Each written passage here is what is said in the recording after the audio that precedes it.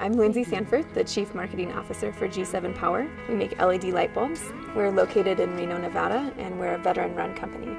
We're a small business, so we don't have a lot of resources in order to reach out to people. So instead of focusing on relationships that are physical, we go to the e-commerce platforms because we're able to reach a more diverse set of customers. We work a lot with our customers one-on-one time. We try to distinguish ourselves from our competitors by being that personal, approachable company. We started using Amazon from the launch of our business. So ever since we've been in business, we've been doing business with Amazon. We used Amazon as a way to get started, to get us visible and in front of customers that we wouldn't have access to otherwise. Amazon's been crucial for our success as a small business.